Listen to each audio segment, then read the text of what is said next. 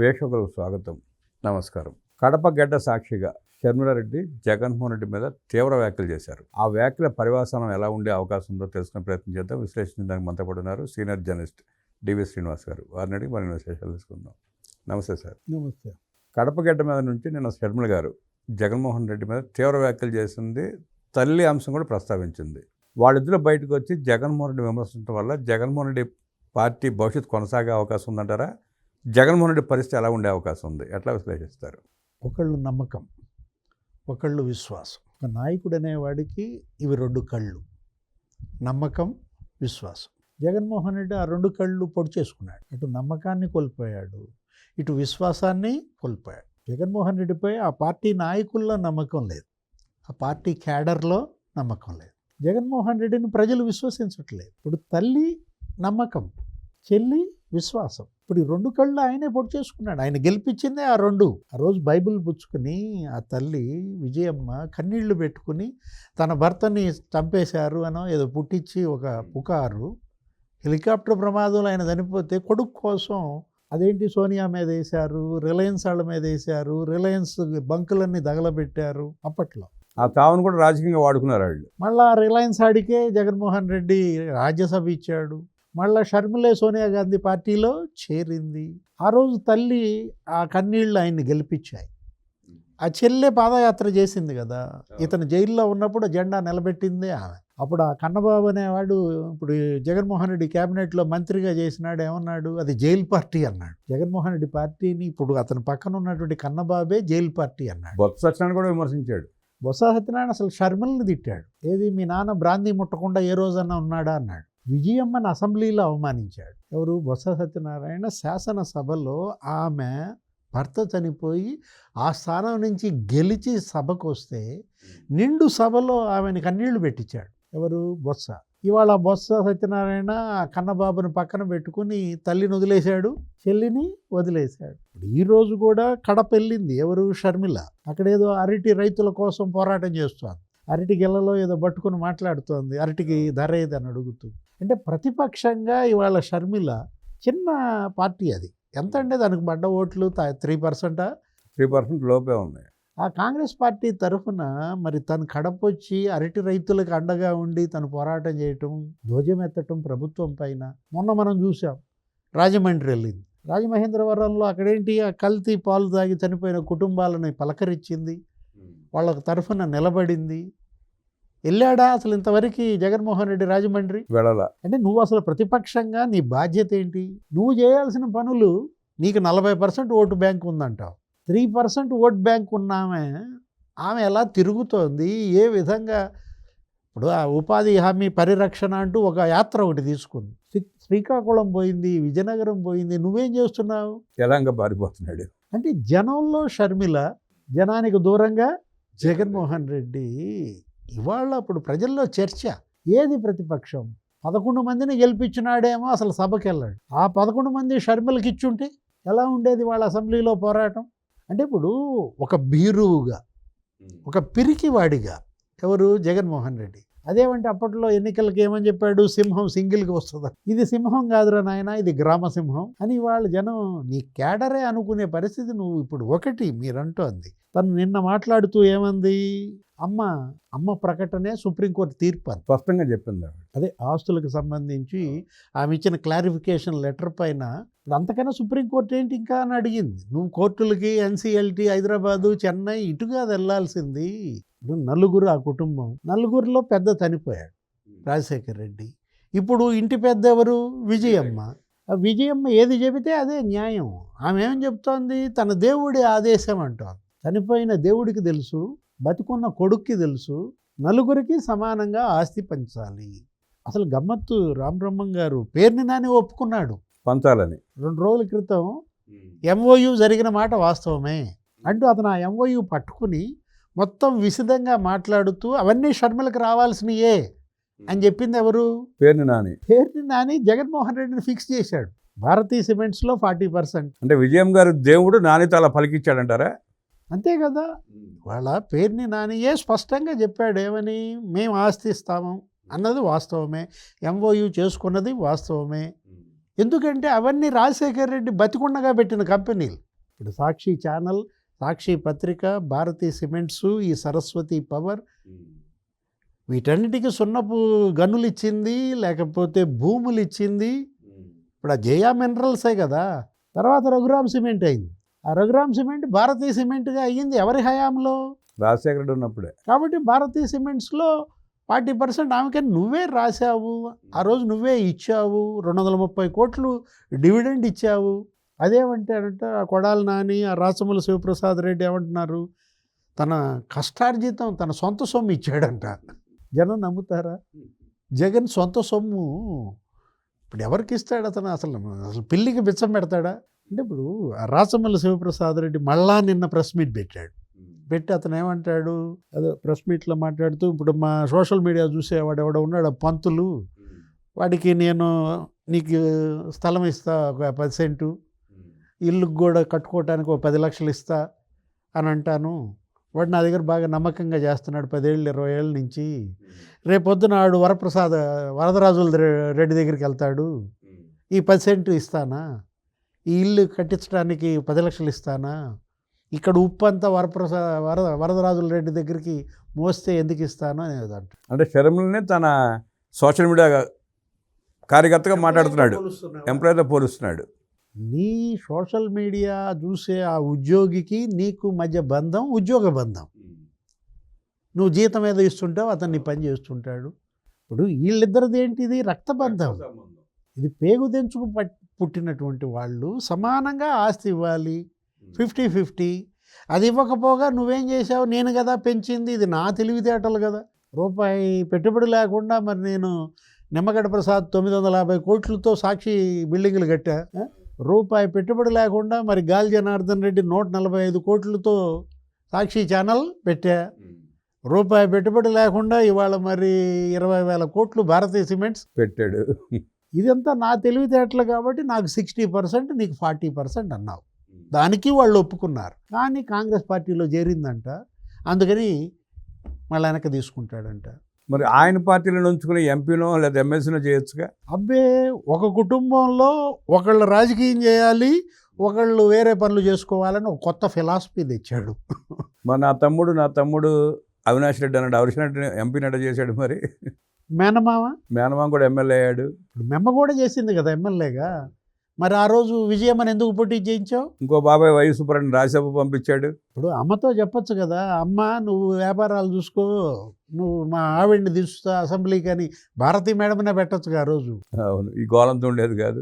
ఆ రోజేమో అమ్మ కావాల్సి వచ్చింది, అమ్మ కన్నీళ్ళు కావాల్సి వచ్చింది ఇతని యొక్క ఈ సీఎం కుర్చీకి. అంటే ఓట్ల కోసం ఆ నాన్న ఫోటో, అమ్మ కన్నీళ్ళు, ఆస్తుల పెంపకానికి చెల్లి పాదాలు.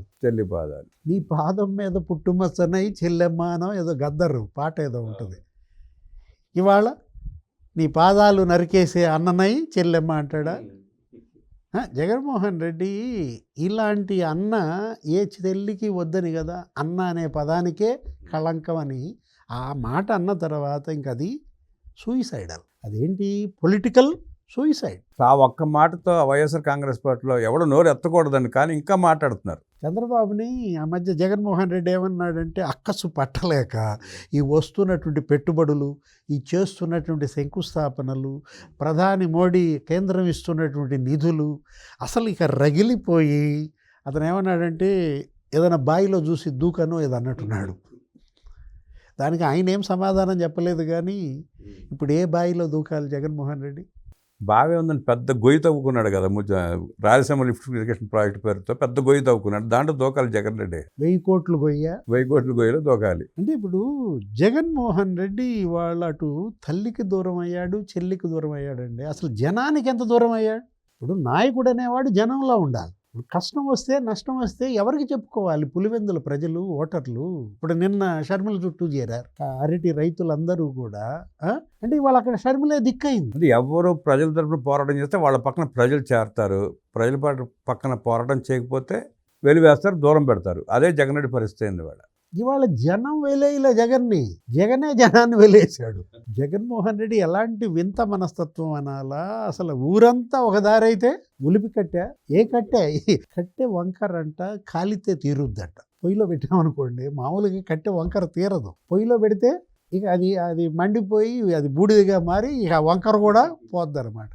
అంటే ఈ కట్టె వంకర కూడా మరి ఇక పొయ్యే తీర్చాలా? అట్టగా ఉంది చూస్తాడంటే. దురదృష్టం. ఇప్పటికే ఆయనకి ఇంకా బోల్డు వయసు ఉంది, ఇంకా బోల్డు ఫ్యూచర్ ఉందండి.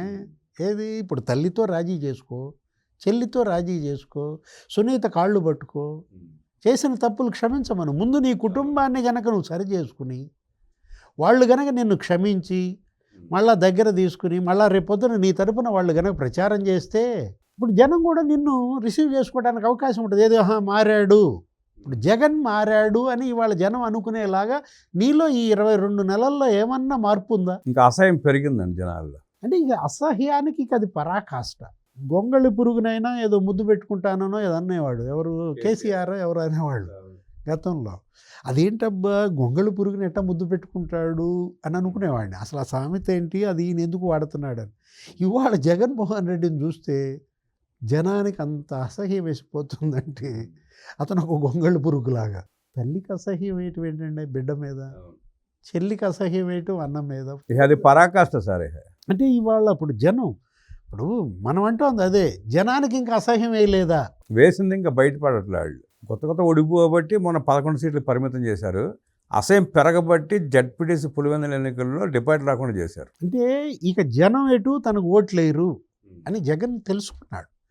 తెలుసుకుని ఏం చేస్తున్నాడంటే ఇక బెదరగొట్టే వాళ్ళని తీసుకుంటున్నాడు. క్రిమినల్స్నే నమ్ముకున్నాడు. ఏది ఈ గ్యాంగులు ఉన్నాయి కదా, ఈ బ్యాచ్లో ఏదో అంటారు, ఈ చెడ్డీ బ్యాచ్, బ్లేడ్ బ్యాచ్, ఏది గంజాయి మాఫియా, లేకపోతే ఈ లిక్కర్ మాఫియా, మొత్తం నన్ను మాఫియానే గెలిపించుద్ది అనేటటువంటి దీంట్లో జగన్మోహన్ రెడ్డి వెళ్తున్నది. మనం అదే కదా ఇప్పుడు ఈ రప్ప రోడ్డు ఫ్లెక్సీలు పెడితే ఏ తప్పేంటి అని అడుగుతాడు. శాంతం మతిస్థిరత కోల్పోయి అలా అరాచకాలు చేసి రాజకీయ పాపం కట్టుకుందామనే ప్రయత్నాన్ని ప్రజలు మన్నిస్తారంటారా, ఊరుకుంటారంటారా? అంటే వాళ్ళు ఇవ్వాల్సిన తీర్పు ఇచ్చే టైంలో తిరుగులేని తీర్పు ఇస్తారు. ఇవన్నీ కూడా మనసులో పెట్టుకుంటారు. జగన్మోహన్ రెడ్డి ఏమనుకుంటాడు, జనం జ్ఞాపక శక్తి తక్కువ, నేనేది చెబితే అది నమ్ముతారు అనుకుంటాడు. ఇప్పుడు నిన్న కూడా చెప్పాడుగా, ఏంటది ఆర్సిలార్ స్టీల్ మెటల్ కంపెనీ, ఇది నేనే తెచ్చాను, నా క్రెడిట్ అంటున్నాడు. ఆదిత్య మిట్టలు ఏంటది నన్ను దావోస్లో గెలిచాడు 2022లో అంటే. ఇప్పుడే ఒకటి చూసా రామబ్రహ్మం గారు, ఏంటి ఒరిస్సా మినిస్టర్ అంట, బీజేడీ, అప్పుడు నవీన్ పట్నాయక్ దగ్గర మినిస్టర్గా ఉన్నటువంటి ఇప్పుడు ఎంపీ, ఏంటది సస్మిత్ పాత్ర ఆయన పేరు. సస్మిత్ పాత్ర ఆయన ఒక ట్వీట్ చేశాడు లోకేష్ మీద సీరియస్గా. ఏమని ట్వీట్ చేశాడు అది చదివి వినిపిస్తాను. It is very sad and shameful development that the ancillary Mittal Nippon steel plants which were originally planned for Orissa are now being shifted to Andhra Pradesh. When Naveen Patnaik was the Chief Minister of Odisha, he travelled to Japan and signed an MOU with Nippon Steel. Consequently, Nippon Steel was set to build its own steel plant in Orissa.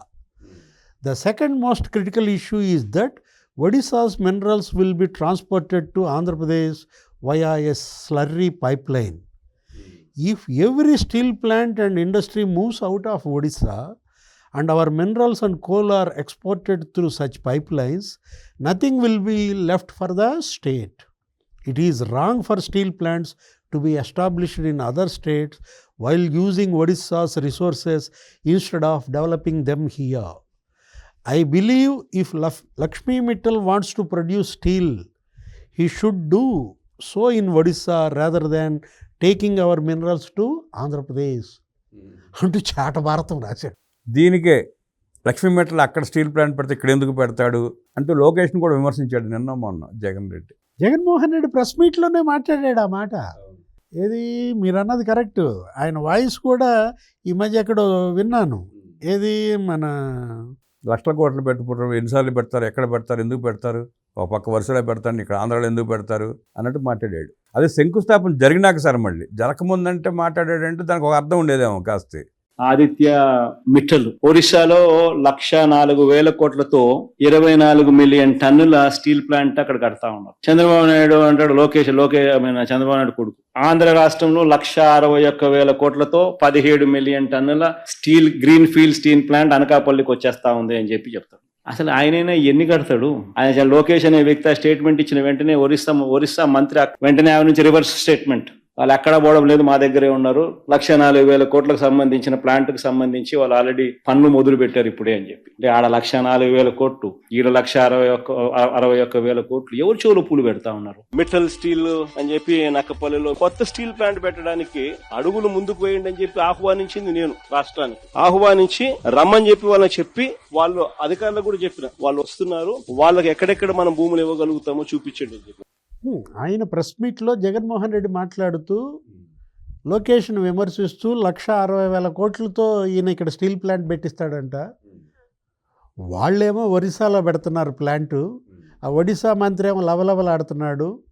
1,00,000 కోట్లతో అక్కడ plant పెడతాడా, 1,64,000 కోట్లతో ఇక్కడ plant పెడతాడా, ఎన్ని లక్షల కోట్లతో steel plant పెడతాడు మిట్టలని ఇతనే వ్యంగ్యంగా ప్రెస్ మీట్లో పెట్టాడు. ఇప్పుడు అదంతా వైరల్ అవుతోంది. ఆ రోజు అలా మాట్లాడాడు, ఈరోజు మిట్టలు నేనే తెచ్చానంటుంటే ఇవాళ జగన్మోహన్ రెడ్డికి ఇక శత్రువులు ఎవరు అవసరం లేదండి. ఆయనకే శత్రువు, జగనే శత్రువు. జగన్మోహన్ రెడ్డికి జగనే శత్రువు అంటూ విశ్లేషించిన డి శ్రీనివాస్ గారికి ధన్యవాదాలు తెలియజేస్తూ నమస్కారం.